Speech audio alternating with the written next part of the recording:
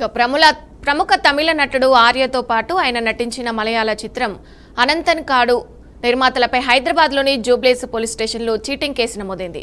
Cinema shooting నిమిత్తం వినియోగించిన పరికరాల అద్దె బకాయిలు 1.80 కోట్లకు పైగా చెల్లించలేదని ఆరోపిస్తూ బాధితులు పోలీసులను ఆశ్రయించారు. ఇక హైదరాబాద్కు చెందిన తాహేర్ సినీ టెక్నిక్ సంస్థ అకౌంటెంట్ జావేద్ అలీ ఈ మేరకు ఫిర్యాదు చేశారు.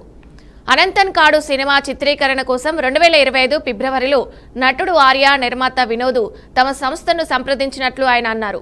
ఇక తమ సంస్థకు చెందిన ఖరీదైన కెమెరాలు, లైటింగ్ యూనిట్లను హైదరాబాద్ నుంచి కేరళకు తరలించమని, అయితే షూటింగ్లు పూర్తయిన తర్వాత చెల్లించాల్సిన మొత్తం 2.12 కోట్ల అద్దెతో మెజారిటీ వాటాను ఎగవేసినట్లుగా వివరించారు.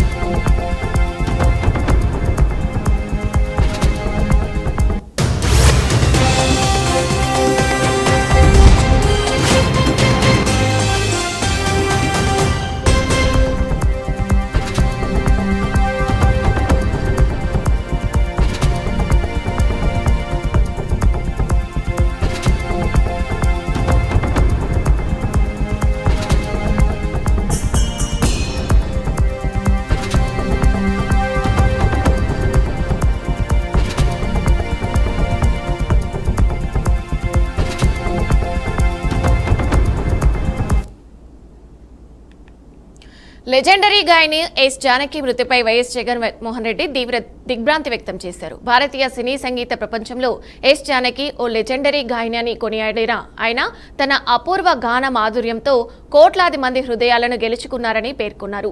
తెలుగు, తమిళ, కన్నడ, మలయాళం, హిందీ తదితర భాషల్లో వేలాది పాటలు ఆలపించి భారతీయ సంగీత చరిత్రలో సువర్ణ అధ్యయనాన్ని సృష్టించారని అన్నారు. ఆమె మరణం సంగీత ప్రపంచానికి తీరని లోటని, ఆమె అందించిన సంగీత వారసత్వం తరతరాలకు స్ఫూర్తిగా నిలుస్తుందని పేర్కొంటూ ఎస్ జానకి ఆత్మకు శాంతి చేకూరాలని ప్రార్థించారు. ఇక ఆమె కుటుంబ సభ్యులు, అభిమానులు, సంగీత ప్రియులకు తన ప్రగాఢ సానుభూతిని తెలిపారు.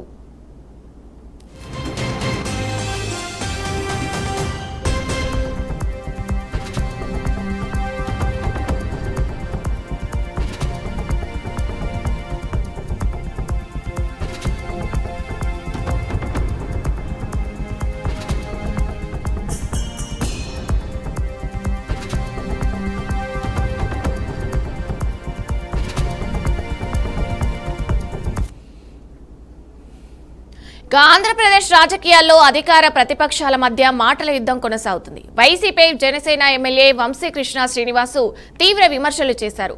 కులాలు, మతాల మధ్య విద్వేషాలు రెచ్చగొట్టి రాజకీయ లబ్ధి పొందేందుకు వైసీపీ ప్రయత్నిస్తుందని ఆరోపించారు. సమాజంలో విభజన సృష్టించడమే ప్రతిపక్ష పార్టీ లక్ష్యంగా పెట్టుకుందని విమర్శించారు. ఇక ఇటీవల విజయవాడలో జరిగిన ఘటన వెనుక కూడా ప్రతిపక్ష పార్టీ కుట్ర ఉందని కూడా ఆయన ఆరోపించారు. ప్రజా సంక్షేమంతో పాటు సనాతన ధర్మ పరిరక్షణకు జనసేన పార్టీ ఎల్లప్పుడూ కట్టుబడి ఉంటుందని వంశీకృష్ణ స్పష్టం చేశారు.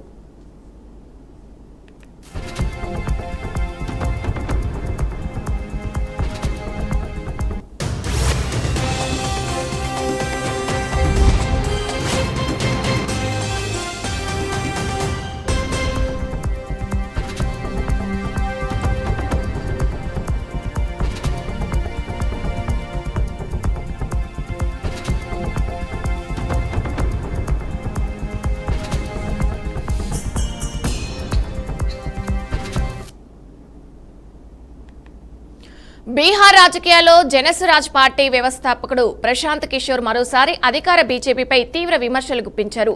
బంకిపూర్ అసెంబ్లీ ఉప ఎన్నికల్లో బీజేపీ అభ్యర్థి నామినేషన్ ఉపసంహరించుకోవడాన్ని ఆయన రాజకీయ అంశంగా అభివర్ణించారు. బంకిపూర్ ఉప ఎన్నికకు బీజేపీ తొలుత భారతీయ జనతా యువ మోర్చా నేత అభిషేక్ కుమార్ సింహాను అభ్యర్థిగా ప్రకటించింది. అయితే నామినేషన్ దాఖలు చేసిన మరుసటి రోజే ఆయన కుటుంబ కారణాలను చూపుతూ పోటీ నుంచి తప్పుకున్నారు. ఇక అనంతరం బీజేపీ నీరజ్ కుమార్ సింహాను కొత్త అభ్యర్థిగా ప్రకటించింది. सम्राट चौधरी जी के नेतृत्व में चल रही एनडीए सरकार के कामकाज पर, उस सरकार के चाल चरित्र चेहरा पर, उनकी नीति पर, उनके नियमावली पर जनता का एक जनमत होने जा रहा है। बांकीपुर के चुनाव में अगर भाजपा को जीत मिलती है तो मुझे ये मानने में कोई दिक्कत नहीं होगी कि जो उनकी नीति है, जो उनका चेहरा है, जो वो कार्यक्रम चला रहे हैं, उसमें बिहार के लोगों की सहमति है। लेकिन अगर बांकीपुर में भाजपा हारती है, यहाँ के सरकार को ये मानना चाहिए कि जिस तरह के चाल चरित्र चेहरा को दिखा रहे हैं, जिस तरह की व्यवस्था चला रहे हैं, वो बिहार की जनता को कहीं न कहीं स्वीकार्य नहीं है। आप अगर जिताकर जन स्वराज का एक प्रतिनिधि वहाँ भेजते हैं तो 242 विधायकों पर हम लोग भारी पड़ेंगे। उन पर आपका जनता की ओर से जनता का प्रतिनिधि बनकर है। ये पिछले 6 महीने में सम्राट चौधरी जी के नेतृत्व में चल रही एनडीए ఇక ఈ పరిణామాలపై స్పందించిన ప్రశాంత్ కిషోర్ బీజేపీ చరిత్రలోనే ఇది అరుదైన ఘటన అని వ్యాఖ్యానించారు.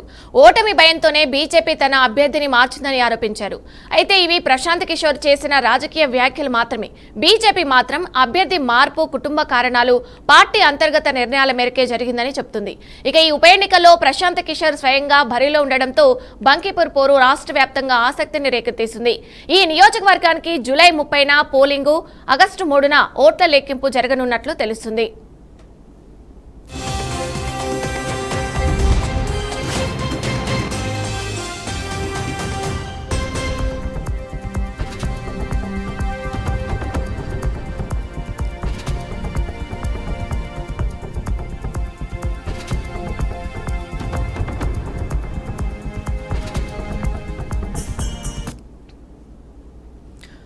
వియత్నాంలో జరిగిన ఘోర పడవ ప్రమాదంలో మరణించిన ఆంధ్రప్రదేశ్కు చెందిన 3 మృతదేహాలను స్వస్థలాలకు తరలించేందుకు తక్షణమే ఏర్పాట్లు చేయాలని సీఎం చంద్రబాబు నాయుడు అధికారులను ఆదేశించారు. వియత్నాం ప్రమాద బాధితులకు అందిస్తున్న సహాయంపై ఆయన నేడు అధికారులతో సమీక్ష నిర్వహించారు. మృతుల కుటుంబాలకు అండగా నిలవాలని, తరలింపు ప్రక్రియను వేగవంతం చేయాలని స్పష్టం చేశారు. వియత్నాంలోని పూక్ వోక్ ద్వీపం సమీపంలో ఈ ప్రమాదం జరిగింది. ఇక ఓ ప్రముఖ మొబైల్ ఫోన్ కంపెనీ తమ డిస్ట్రిబ్యూటర్ల కుటుంబాల కోసం ఏర్పాటు చేసిన విహారయాత్రలో ఈ విషాదం చోటు చేసుకుంది. పడవలో మొత్తం 32 మంది ప్రయాణిస్తుండగా 15 మంది ప్రాణాలు కోల్పోయారు. వీరిలో 3 ఆంధ్రప్రదేశ్ చెందిన వారున్నారు. ఇక ఇదే ప్రమాదంలో గాయపడిన గెల్లే కిషోర్ అనే మరో వ్యక్తి కూడా ఏపీ వ్యక్తి అని ప్రస్తుతం వియత్నాంలో ప్రభుత్వ ఆసుపత్రిలో చికిత్స పొందుతున్నారని, ఆయన ఆరోగ్యం క్రమంగా మెరుగుపడుతుందని కూడా అధికారులు సీఎంకు వివరించారు. ఏపీ సచివాలయంలోని ఆర్టీజీఎస్ కమాండ్ కంట్రోల్ సెంటర్ 24 గంటల పరిస్థితిని పర్యవేక్షిస్తుంది. ఇక వియత్నాంలోని భారత రాయబార కార్యాలయం, ఏపీ భవన్, ఏపీ ఎన్ఆర్టీసీ సొసైటీలలో ఆర్టీజీఎస్ అధికారులు సమన్వయం చేసుకుంటూ బాధితుల కుటుంబాలకు సత్వర సహాయం అందేలా చూస్తున్నారు.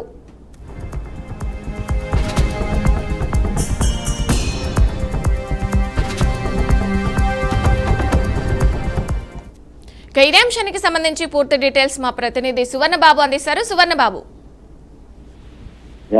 వియత్నాంలో జరిగిన ఘోర పర్యాటక బోట్ ప్రమాదం ఏదైతే ఆంధ్రప్రదేశ్ విషాదం ముచ్చెత్తింది అనుకోవచ్చు. ఏదైతే ఈ దుర్ఘటనలో అయితే మాత్రం 3 ఆంధ్రప్రదేశ్ కు చెందిన వారు ప్రాణాలు కోల్పోగా మరో వ్యక్తి తీవ్ర గాయాలతో ఆసుపత్రిలో చికిత్స పొందుతున్నారు. ఈ ఘటనపై రాష్ట్ర ప్రభుత్వం వెంటనే స్పందించి బాధిత కుటుంబాలకు అండగా నిలిచింది అనుకోవచ్చు. ఏదైతే ప్రమాదం జరిగిన విషయం తెలిసిన వెంటనే ఏదైతే ముఖ్యమంత్రి చంద్రబాబు నాయుడు అధికారులను అప్రమత్తం చేయడమే జరిగింది. ఏదైతే మృతదేహాలను వీలైనంత త్వరగా స్వదేశీకి తీసుకురావాలని ఆదేశిస్తూ అవసరమైన అన్ని చర్యలను అత్యవసరంగా చేపట్టాలని సూచించడం అయితే జరిగింది. ఇందుకోసం కేంద్ర విదేశాంగ శాఖ వియత్నాంలోని భారత రాయబారి కార్యాలయంతో నిరంతరం సమన్వయంగా కొనసాగుతుంది అనుకోవచ్చు. అయితే మృతదేహాలను తరలింపునకు అవసరమైన పత్రాలు, అనుమతులు, రవాణా ఏర్పాట్లకు వేగవంతం చేసేందుకు భారత రాయబారి కార్యాలయం ప్రత్యేక ఏజెన్సీ కూడా ఏర్పాటు చేసినట్లే తెలిసింది. బాధిత కుటుంబాలకు ఎలాంటి ఇబ్బందులు తలెత్తకుండా ప్రభుత్వం అన్ని విధాలుగా సహకరిస్తుంది అనుకోవచ్చు. ఏదైతే ఈ ప్రమాదంలో గాయపడిన ఆంధ్రప్రదేశ్ కు చెందిన వ్యక్తి ప్రస్తుతం వియత్నాంలోనే ఏదైతే ఆసుపత్రిలో చికిత్స పొందుతున్న అనుకోవచ్చు. ఏదైతే ఈ ఆరోగ్య పరిస్థితి నిలకడగా ఉందని వైద్యులు కూడా చెప్పడం తెలిసిందనమాట. బాధితుడికి అత్యున్నత వైద్య సేవల్లో అందేలా రాష్ట్ర ప్రభుత్వం ఎప్పటికప్పుడు పరిస్థితి సమీక్షిస్తుంది అనుకోవచ్చు. ఏదైతే ఈ ఘటనకు సంబంధించిన రాష్ట్ర మంత్రి అంటే నారా లోకేష్, హోంమంత్రి వంగలపూడి అనిత, ఆర్టీజీఎస్ అధికారులు కూడా సహాయక చర్యలు నిరంతరం పర్యవేక్షిస్తునుకోవచ్చు. ఏదైతే బాధిత కుటుంబాలకు అవసరమైన సమాచారం అందించడంతో పాటు మృతదేహాలు స్వదేశీ రవాణా ఏదైతే త్వరగా పూర్తయ్యేలాగా అన్ని విభాగాలతో సమన్వయం చేస్తున్నారు. చూసుకున్నట్లయితే ఈ విషాద ఘటన పట్ల అయితే ముఖ్యమంత్రి చంద్రబాబు నాయుడు తీవ్ర అధికారులను వ్యక్తం చేస్తున్నారు. ఏదైతే మృతుల కుటుంబాలకు ప్రగాఢ సానుభూతిని కూడా తెలియజేయడమే తెలిసింది. అయితే ప్రభుత్వం అన్ని విధాలుగా అండగా ఉంటుందని హామీ ఇవ్వడమే జరిగింది. విదేశాల్లో చిక్కుకున్న తెలుగు ప్రజలకు అవసరమైన సహాయం అందించేందుకు అయితే రాష్ట్ర ప్రభుత్వం పూర్తి స్థాయిలో కృషి చేస్తుందని అధికారులు తెలపడం అయితే జరిగింది. Vijaya, right, thank you Suvarna Babu.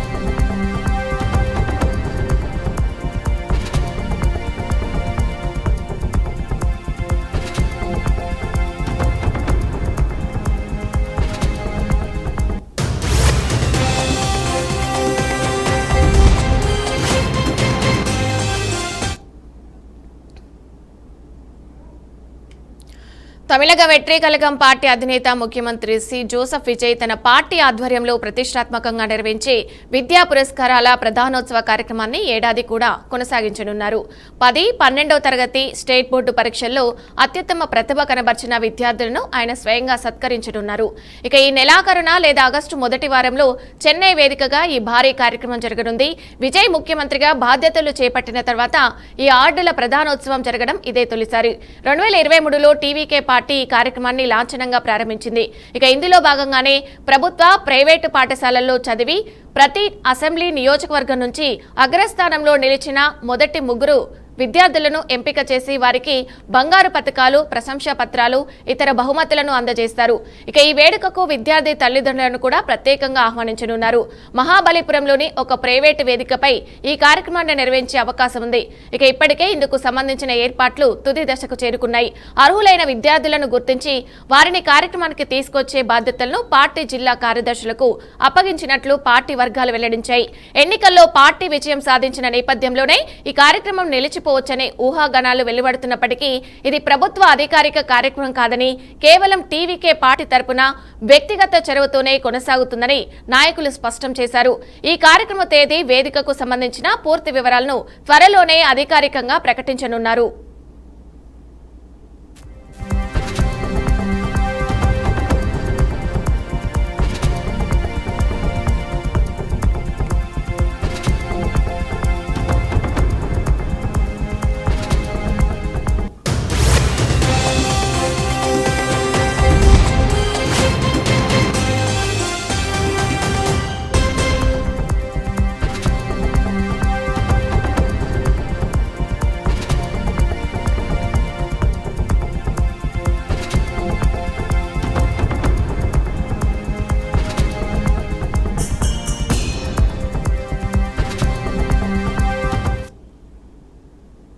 Telangana cricket అభిమానులు ఆసక్తిగా ఎదురుచూస్తున్న T20 లీగ్ ఫైనల్ నేడు హైదరాబాద్ లో జరగనుంది. తొలి సీజన్ ఛాంపియన్ ఎవరో తేల్చే ఈ పోరులో అనిత్వా ఖమ్మం ఎన్సెట్ జట్టు అలాగే హైదరాబాద్ ఈ ఛాంపియన్స్ జట్టుతో ఆమితూమి తేల్చుకునుంది.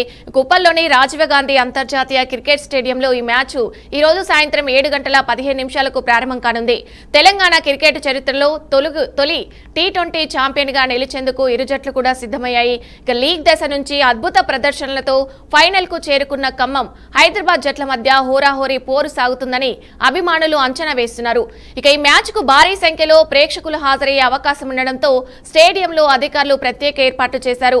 తెలంగాణ క్రికెట్ కు కొత్త ఊపునిచ్చిన ఈ T20 లీగ్తో తొలి ట్రోఫీని ఏ జట్టు కైవసం చేసుకుంటుందోనన్న ఉత్కంఠ నెలకొంది.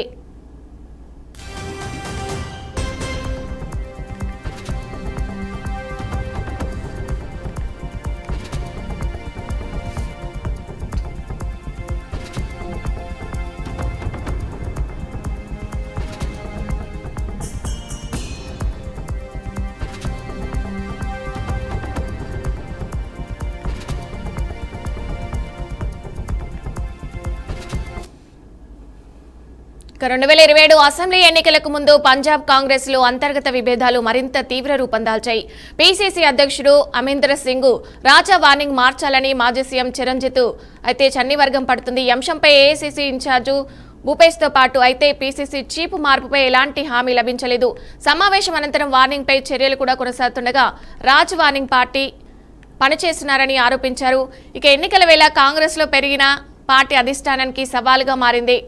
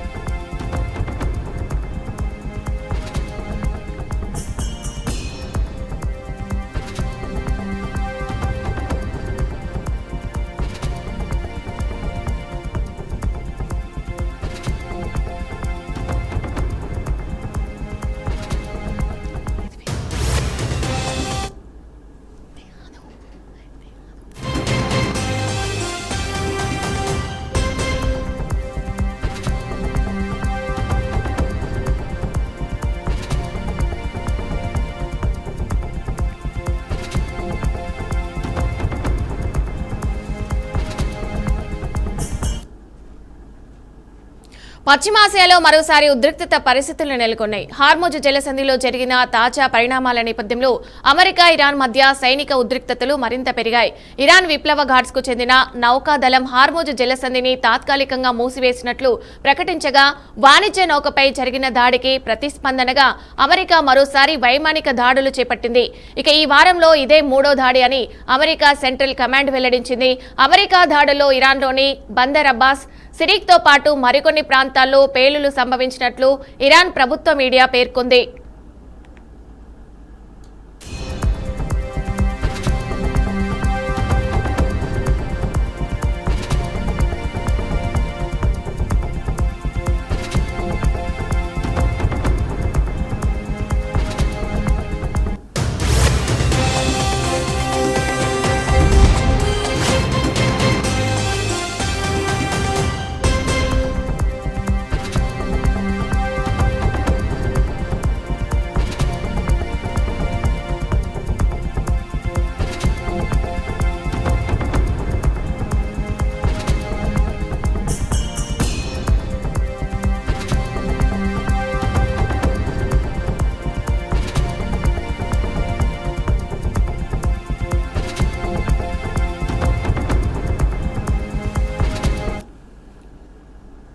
ఫీఫా వరల్డ్ కప్ 2026లో డిపెండింగ్ ఛాంపియన్ అర్జెంటీనా సెమీఫైనల్ కు దూసుకెళ్లింది. క్వార్టర్ ఫైనల్లో స్విట్జర్లాండ్పై అదనపు సమయంలో 3-1 తేడాతో విజయం సాధించింది. మెస్సీ ఆర్టిస్టుతో అలెక్సిస్తో మార్క్స్ అలిస్టరీ తొలి గోల్ చేయగా, స్విట్జర్లాండ్ తరపున డాన్ ఎండోయో సమయం చేశారు. ఇక వీఏఆర్ సమీక్ష అనంతరం స్విస్ ఆటగాడు బ్రీల్ ఎంబోలో రెడ్ కార్డుతో మైదానం వీడడంతో మ్యాచ్ మలుపు తిరిగింది. అదనపు సమయంలో జూలియన్ అల్వారైజ్ అలాగే లాటౌరో మార్టినేజ్ గోల్ఫ్తో అర్జెంటీనా విజయాన్ని ఖాయం చేసింది. జూలై 15న జరిగే సెమీఫైనల్లో అర్జెంటీనా ఇంగ్లాండ్తో తలపడనుంది.